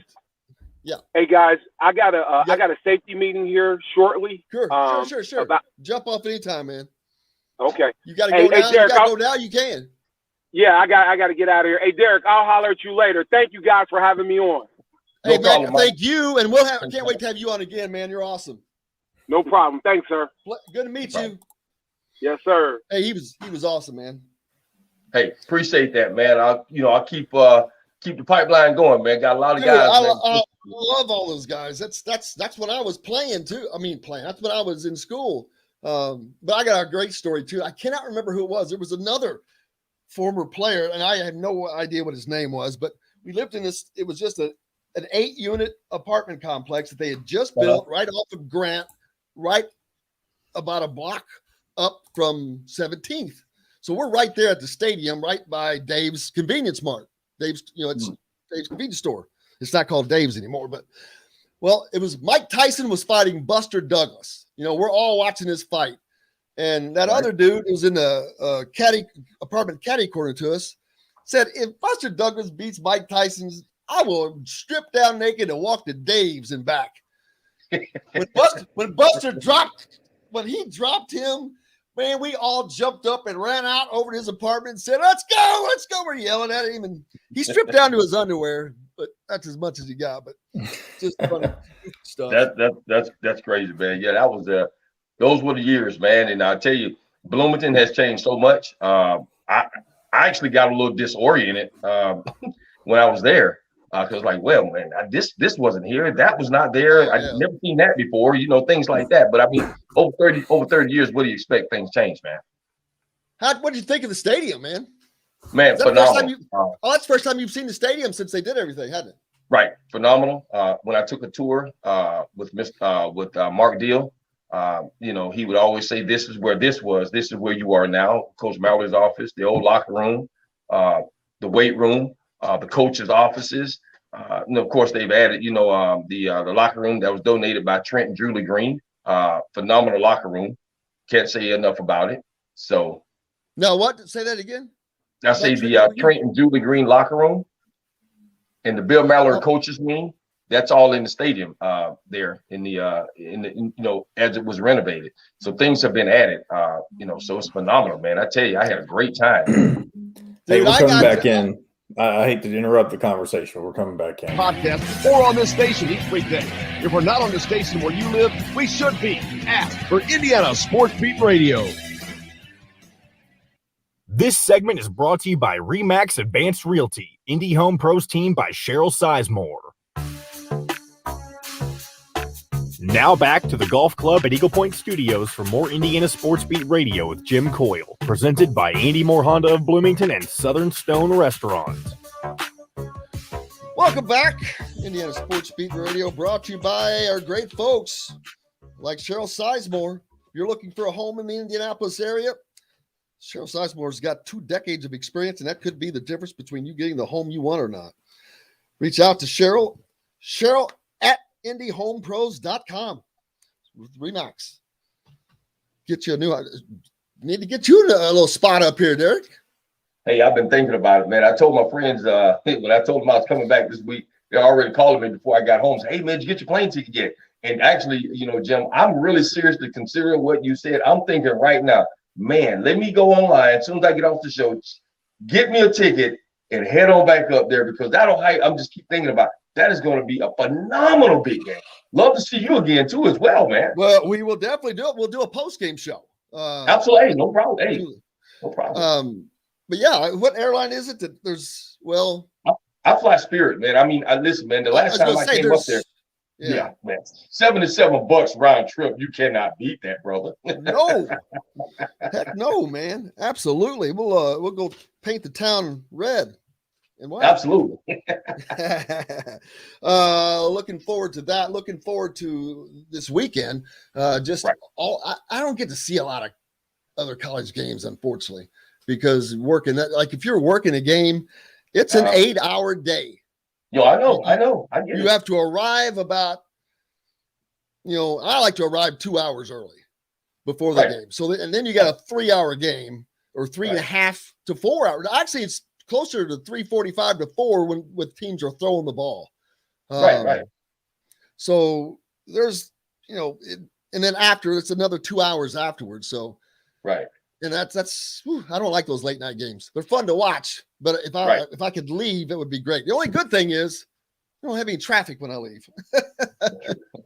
That's a positive thing, man. But yeah, that would be awesome. Is coaching something you've ever thought about doing?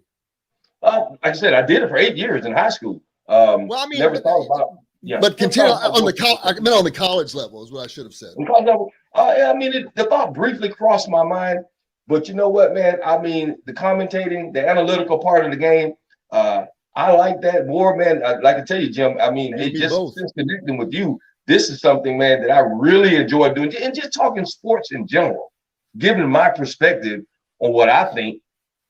A lot of people, you're going to have people that are going to agree, and that they're not going to agree. But that's the thing about football. And sports. Start joining us on Monday. Monday night, okay. I do a Monday evening quarterback with Mitchell Page. Looking back at the game, let's start getting you on that, man. That would be great. Okay, hey man, you know what? Just let me know when you because on Monday night, again, I'm retired. I'm not doing anything, but hey, this is giving me purpose. I love this, and so if you want me to come on Monday night, man, just let the producer know, man. I'll be more than happy to do that. We're going to do it. Some games coming up this weekend. Top 25. Can you believe Wake Forest these rankings are just boggling my mind. Wake Forest cannot be the 16th best team in the country, but that's what they're ranked. Oklahoma's number 3. They're taking in Kansas. Well, who have they? They're in the ACC, man. Yeah, that's true. You're right. You're right. I've got no faith in the ACC. Right. Number 3, Oklahoma goes to Kansas. That should be a horrific beatdown. Northwestern, who has just fallen off the table, is at number 6, Michigan, noon on Fox. Yeah. Illinois is at number 7, Penn State, noon on ABC. Number 2, you talk about the biggest overranked team in the country, Cincinnati, a nice team, but they are not a top 10 team. They're just not. I'm sorry. They're taking on Navy, and they'll have to deal with that triple option. So we'll see how they fare against that. Wisconsin goes to number 25 Purdue for a 3:00 BTN game. Oregon, number 10, goes to UCLA. Oklahoma State at Iowa State. LSU's at Ole Miss, number 12. Clemson is unranked. Wow. They're unranked? Listen to this. Unranked Clemson is traveling to number 23 Pittsburgh. Wow. I know they were unranked. That's something new. I need to check that out. That's hard to say, man. Tennessee is traveling to number 4 Alabama. I wonder if they're taking their own trash cans with them so they can throw more trash onto the field.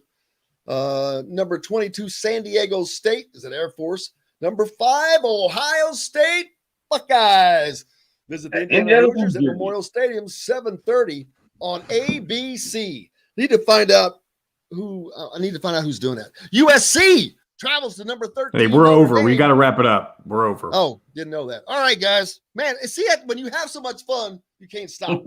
Daggone it, Derrick. Man, you bring the energy and the fun. What a blast it was. I can't thank you enough. Mike Middleton, big thanks. Bob Kravitz, Rick Bozich, and John, the producer. Mostly important, you guys. What a great show. Great fun day. We'll hopefully do it again tomorrow. And I'll see you soon, Derrick. I'll talk to you. Okay. Have a great day, everybody. And until then, I will see you on the radio.